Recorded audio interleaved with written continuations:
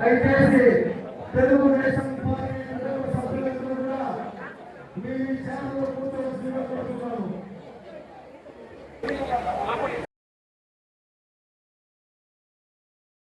దయచేసి నిలబడండి.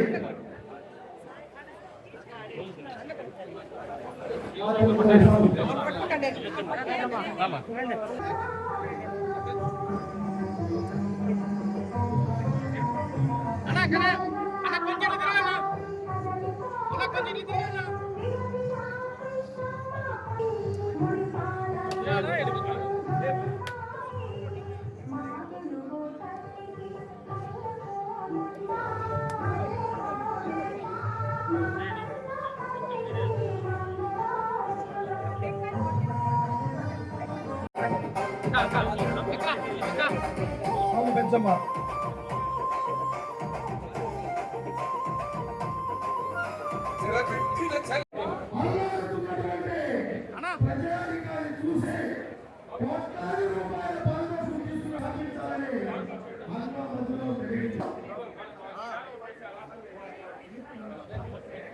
ప్రజావేదిక ఏర్పాటు చేయడం జరిగింది.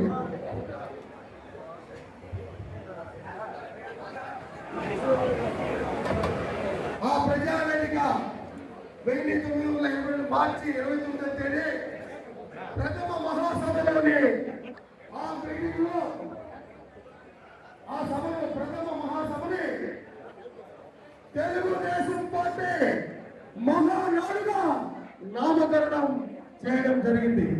ఒక కుటీరంలో నేలపైన కూర్చుకుని అన్న ఎన్టీ రామారావు గారు ఆ పేరును నిర్ణయించారు, ఆచరణలోకి తెచ్చారు. ఈ రోజు కూడా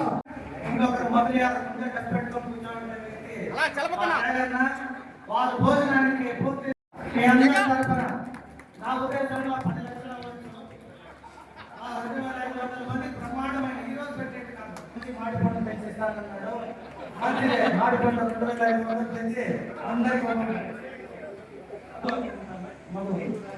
రాకేష్ వారికి కూడా మీ అందరి తరఫున ప్రత్యేక ధన్యవాదాలు.